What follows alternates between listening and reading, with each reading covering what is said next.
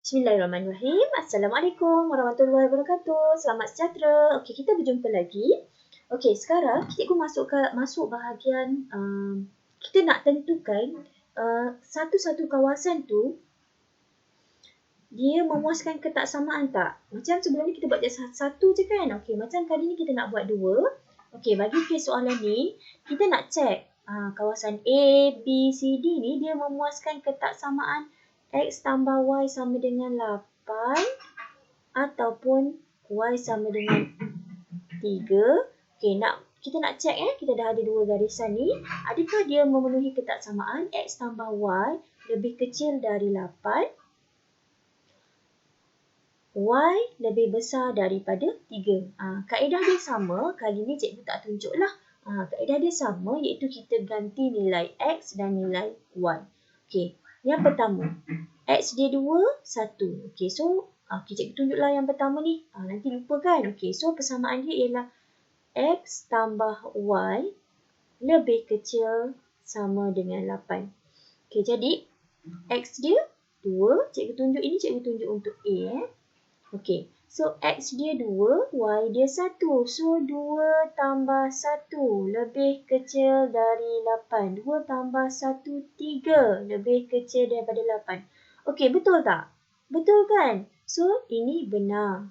Okey, samalah untuk kes yang lain. Kamu cek adakah dia memenuhi ketaksamaan. Okey, so Y lebih kecil dari 3. So lebih besar dari 3. Okey, titik kat sini ialah 2, 1 kan? Okey, so nilai Y dia ialah 1. 1 lebih besar daripada 3. Betul tak? Salah kan? Okey, kalau salah, dia adalah palsu.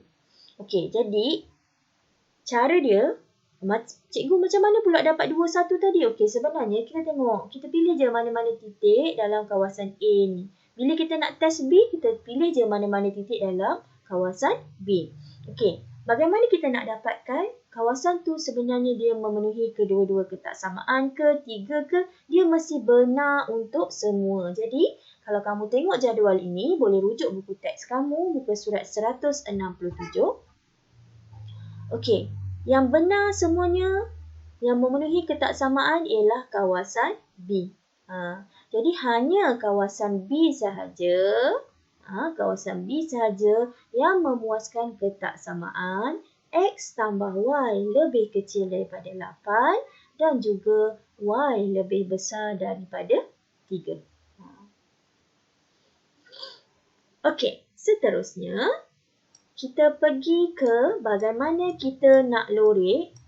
Cikgu harap nampak bagaimana kita nak lorek kawasan-kawasan yang memuaskan 3 ketaksamaan. Okey, yang pertama. Okey, cara dia ialah kamu identify dulu, kamu kenal pasti dulu garisannya. Okey, Y 2X tolak 4. Okey, dia dah bagi. Okey, ni cikgu letak nombor 1. Okey, yang kedua, Y lebih besar daripada negatif X. Okey, dia pun dah buat garis lurus Y sama dengan negatif X. Okey, ini untuk 2. Okey, yang ketiga, Y lebih kecil dari 2. Ada tak garisan tu? Tak ada kan? Okey, kalau tak ada, bermaksud kamu kena bina sendiri garisan tersebut. Kamu kena bina sendiri garisan tersebut. Okey, macam mana kamu nak bina garisan? Okey, Y 2. Maksudnya potong paksi Y pada 2. So, kat sini. Okey, apa garisan yang kita nak buat? Garisan yang kita nak buat ialah garisan putus-putus. Ini yang ketiga kan? Okey, kenapa garisan putus-putus? Kamu tengok. Dia tak ada tanda sama. So, cikgu buat garisan putus-putus. So, ini ialah garisan yang ketiga. So, kita tengok kat sini. Okey, kat sini Y lebih besar daripada, kalau apa tadi biru kan? Okey, lebih besar daripada 2X tolak 4. Okey, garisannya condong. Jadi, kawasan lorekannya adalah di sebelah atas garisan sebab dia lebih besar. Okey, sekarang garisan yang kedua, cikgu guna warna merah. Okey, ini pun sama. Y lebih besar daripada negatif X. So, dia condong kan? So, kawasan lorekan dia ialah di sebelah atas. Sekarang, kita tengok pula yang ketiga.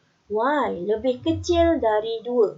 Lebih kecil daripada 2. Lebih kecil untuk garisan mendatar, melintang, kita akan lorek di sebelah bawah. Okey, jadi hasilnya kat mana yang memenuhi ketiga-tiga ketaksamaan? Kawasan yang memenuhi ketiga-tiga ketaksamaan ni ialah kat sini. Sebab ada semua. Okey, yang cikgu lorek ni. Kawasan ni lah yang memenuhi ketiga-tiga ketaksamaan. Okay, cikgu kasih terang sikit. Okey, kawasan ni. Jadi apa jadi dengan yang lain? Kita boleh padam lah. Dia tak ada kaitan kan? Kita boleh padam. Okey, tengok contoh yang kedua. Okey, contoh B. Sama juga, cikgu menggunakan contoh benda yang lebih kurang sama. Okey, so kita tengok Y lebih besar daripada yang pertama ni. Cikgu pakai warna merah. Ini yang pertama. Okey, ini garisan dia. Okey, yang kedua. Cikgu pakai color biru. Ini nombor 2 kan? Okey, so ini yang kedua. Dia dah bagi garisan. Okey, yang ketiga. Dia tak bagi garisan. Yang ketiga. Dia tak bagi garisan. Jadi, kalau dia tak bagi garisan, apa yang kita kena buat? Kita kena bina garisan tu. Okey, so Y sama dengan 1/2X tambah 1. Kita buat jadual nilai. X, Y. Ingat lagi tak video pertama yang cikgu share dengan kamu? Okey, cikgu nak letak 0 dengan 2. Okey, kenapa cikgu pilih 0 dengan 2? 0 tu memang senang. Bila kita ganti 0 kat sini, kita dapat jawapan kan? 2. Sebab kat sini 1/2. Cikgu cuba elakkan kita dapat jawapan dalam bentuk perpuluhan. Okey, so Y sama dengan 1/2 0 tambah 1. Kalau kita kira, kita akan dapat 1. So, kita tulis kat sini yang kedua. Y sama dengan 1/2. Kita ganti X sama dengan 2. Okay, so 2 tambah 1. Kalau kita kira, kita akan dapat jawapan 2. Okay, 1/2, 2. 1 tambah 1, 1. Okay, so kita plotlah dekat sini. Bila X kosong, bila X kosong, Y 1. Okay, bila X 2, Y pun 2. So, kita pun bina garisan. Okay, kita bina garisan. Okay, garisan yang kita nak bina tu putus-putus ke terus? Kita tengok dekat sini. Ada tanda sama kan? So, kita akan bina garisan terus.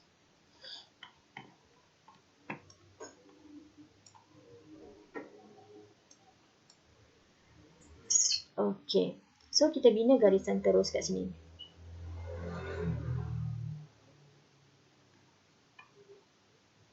Okay, selesai.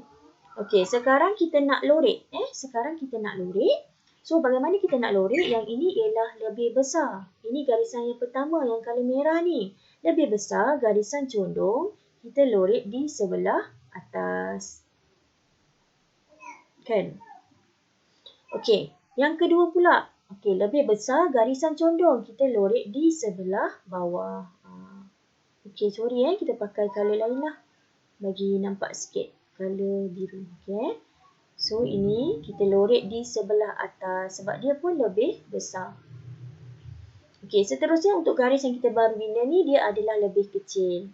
Okay, lebih kecil, garisan condong kita lorek di sebelah bawah garisan. Okay, so kawasan mana yang ada ketiga-tiga? Ada color merah, ada color hijau, ada color biru. So, kat sini kan? Okay, jadi inilah kita punya jawapan. Kat sini jawapan kita. So, kita lorek.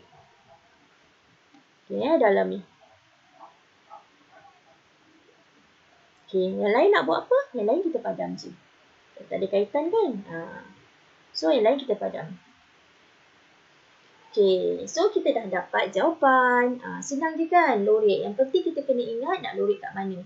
Okay, satu lagi yang cikgu lupa. Kamu kena pastikan untuk kamu lorek tentukan atas bawah tu. Yang pertama, lupa cikgu nak bagi tahu dekat video sebelum ni. Kamu mesti pastikan Y-nya, kan? Y berada di sebelah kiri kan, dan mesti positif. Mesti positif. Barulah kita boleh guna, kita nak lorek atas ke, bawah ke, ikut simbol lebih besar ataupun lebih kecil. Okey, so itu saja daripada saya.